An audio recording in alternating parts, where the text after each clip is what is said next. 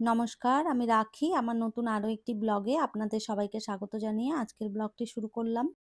কেমন আছেন আপনারা সবাই? আশা করছি ভালো আছেন আর আমরাও বেশ ভালো রয়েছি। এখন বাজে সকাল ১০টা, আপনাদেরকে সাথে নিয়েই ব্লগটা শুরু করলাম।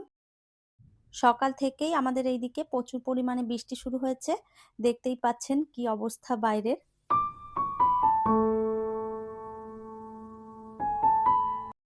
রান্নাঘরের চারোদিকে একদম ছড়িয়ে ছিটিয়ে রয়েছে। তো সকালবেলায় বানিয়েছিলাম ইডলি। বিবেকের বাবা খেয়ে অফিসে বেরিয়ে গেছে। বাইরে বৃষ্টি হচ্ছে যে কারণে বিবেককে আজকে স্কুলে পাঠাইনি। ও বাড়িতেই রয়েছে। আর কাজের দিদি তো আসছে না, আপনারা তো জানেন। তো সেই জন্যে বাসন-টাসন যা বের হয় সেগুলো আমাকেই ধুয়ে পরিষ্কার করতে হচ্ছে। তো সকালবেলায় না কয়েকটা বাসন ছিল রাতের, আর সকালের বাসন সব মিলিয়ে অনেক বাসন জমা হয়েছে। এখন রান্নাঘরটা পরিষ্কার করে তারপরে ভেবেছি সব বাসন একবারে মেজে ফেলবো। আর এমনিতেও ইডলি বানালে অনেক বাসন হয়, কেননা ইডলি করতে গেলে সেই ইডলির যে ফার্মাগুলো থাকে সেগুলোই ৩টে-৪টা বের হয়। তারপরে আরো ওই যে ব্যাটার-ফ্যাটার বানাতে হয়, সবকিছু মিলিয়ে না অনেক বাসন জমা হয়ে যায়।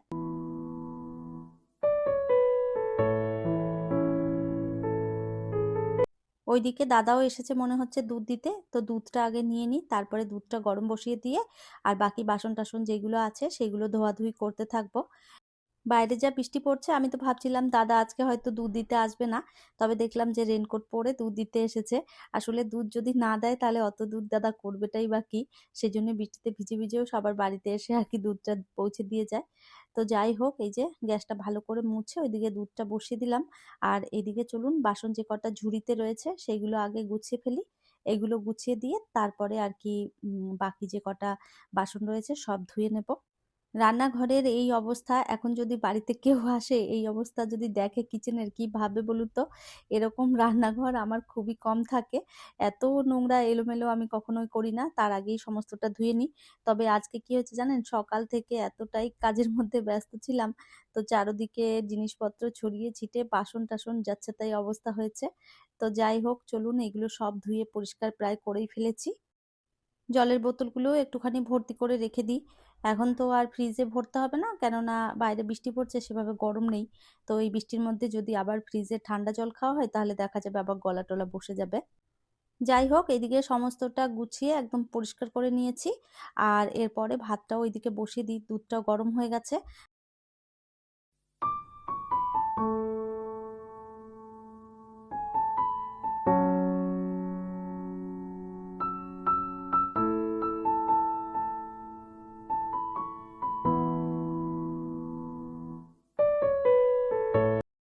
এর আগের ভিডিওতে আপনাদের দেখিয়েছিলাম মল থেকে অনেক জিনিসপত্র কিনে নিয়ে এসেছিলাম।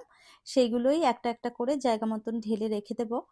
আর এই কন্টেনারগুলো কিনেছিলাম অনলাইন থেকে, সেগুলোও আমি ভালো করে ধুয়ে একদম শুকনো করে পরিষ্কার করে রেখে দিয়েছিলাম। তো এখন সমস্ত জিনিসগুলো এর মধ্যেই ঢেলে নিচ্ছি। আর এই কন্টেনারগুলো অনেকটা করে বড়, প্রায় ১ কেজি মতন করে জিনিস ধরে। এই যে দেখুন, ১ কেজি চিনি ঢালার পরও কতটা খালি রয়েছে। এই ধরনের কন্টেনারগুলো বেশ ভালো হয়। এইগুলো একটু লম্বা আর অল্প জায়গার মধ্যে রাখা যায়। তো সেইজন্য না বেশ জায়গাটাও কম লাগে।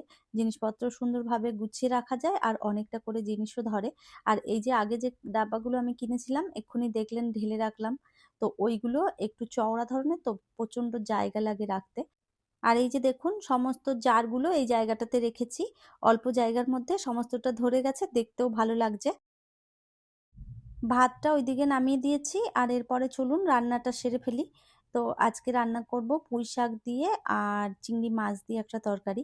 তো সেই জন্য প্রথমে তেলের মধ্যে রাঁধুনি, কালো জিরে আর রসুন থেতো করে দিয়েছিলাম ফোড়নে। আলু, বেগুন, কুমড়ো সমস্তটা দিয়ে ভালো করে নেড়েচেড়ে একটু ভেজে নিয়েছি। তারপরে ওর মধ্যে চিংড়ি মাছটা দিয়ে দিলাম। চিংড়ি মাছটা আর আলাদা করে ভাজিনি, একসাথেই দিয়ে দিয়েছি। আর এর মধ্যে দিলাম একটু আদা বাটা আর জিরে গুঁড়ো, ধনে গুঁড়ো, নুন আর লঙ্কার গুঁড়ো। সমস্তটা দিয়ে ভালো করে কষিয়ে নিয়ে এরপরে এই যে পুঁই শাকটা দিয়ে দিলাম। পুঁই শাকটা দিয়ে নেড়ে চেড়ে ঢাকা চাপা দিয়ে দেবো। সিদ্ধ হলে তারপরে আর কি একটুখানি মিষ্টি দিয়ে নামিয়ে দেবো। মিষ্টি বলতে ওই একটু চিনি। তো যাই হোক, ওইদিকে আমি বসিয়ে দিয়েছি পুঁই শাকটা আর এইদিকে কাঁকড়াটা রান্না করে নেব। আর কাঁকড়া খেতে আমি ভীষণ ভালোবাসি, ওই জন্য বাজারে কাঁকড়া দেখতে পেলেই নিয়ে আসি। তো যাই হোক, এই যে কাঁকড়াটা ভালো করে পরিষ্কার করে ধুয়ে নিয়েছিলাম, তারপরে নুন হলুদ দিয়ে ভেজে নিয়েছি। আর এরপরে সমস্ত মশলা ভালো করে কষিয়ে নিয়ে তারপরে এর মধ্যে কাঁকড়াটা দিয়ে দেবো, আর জল দিয়ে কাঁকড়া দিয়ে ভালো করে ফুটিয়ে নেব, সিদ্ধ হয়ে গেলে নামিয়ে দেবো। কাঁকড়া রান্না করতে খুব একটা বেশি সময় লাগে না, শুধু মশলাটা করতেই যেটুকুনি টাইম লাগে।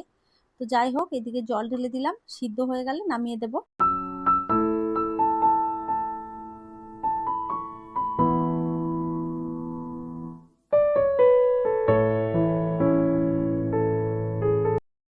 রান্না বান্না সমস্ত কমপ্লিট করে রান্নাঘরটা সুন্দরভাবে গুছিয়ে নিয়ে তারপরে এই যে দুপুরের খাবার খেতে বসলাম।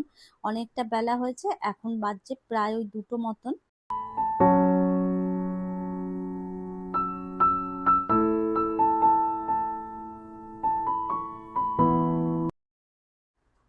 খাওয়া দাওয়া করে বিবেক বসেছে এখানে খেলা করতে, এই যে পাজাল নিয়েছে, পাজাল সলভ করছে। ওই দিন মলে গিয়ে এই খেলনাটা নিয়েছিল বিবেক, তো ওটা নিয়েই এখন এই যে খেলাধুলো করছে। মলে গেলেই কিছু না কিছু খেলনা নিয়ে আসে, আর বাড়িতে বসে একা একা এই যে খেলতে থাকে।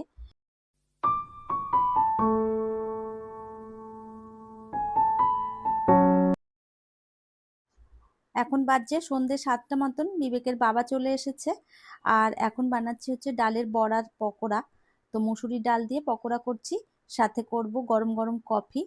তো মুসুরি ডালের পকোড়া খেতে ভীষণ ভালো লাগে, আপনারা কারা কারা পছন্দ করেন কমেন্ট করে জানাতে পারেন। সকালবেলায় বৃষ্টি দেখেই বিবেকের বাবা বলেছিল এই বৃষ্টিতে গরম গরম কফি আর পকোড়া হলে বেশ ভালো হয়। তো ওটার জন্যই আমি আর কি ভিজিয়ে রেখেছিলাম সকালবেলাতেই ডাল। তো এখন এই যে পকোড়া ভেজে দিচ্ছি। এখন তো পকোড়া খাওয়া প্রায় বন্ধই করে দিয়েছি, কেননা এখন আর তেলের জিনিস সেভাবে বিবেকের বাবাও খেতে চায় না, আর আমিও খুব একটা পছন্দ করি না। তো ওই জন্যই তেলের জিনিস এখন আর খুব কম খাই। তবে মাঝে মধ্যে খেলে বেশ ভালোই লাগে, বেসনের পকোড়া হোক বা ডালের পকোড়া। আমরা কিন্তু পকোড়া খেতে সবাই ভীষণ ভালোবাসি।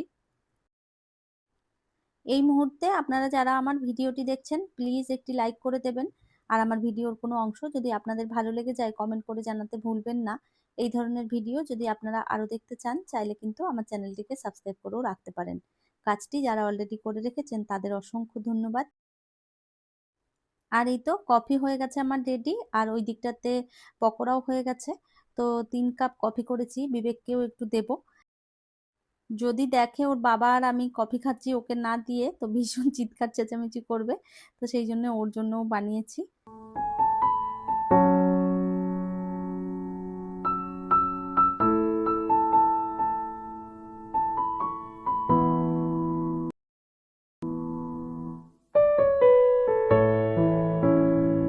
আর এই তো কফি খেতে থাকি আর আপনাদের থেকেও বিদায় নিচ্ছি। তাহলে চলুন, আমার আজকের ভিডিওটা এই পর্যন্তই। ফিরবো নতুন ব্লগ নিয়ে, ততক্ষণের জন্য সবাই ভালো থাকবেন, সুস্থ থাকবেন। আবারও দেখা হবে নতুন একটি ব্লগে।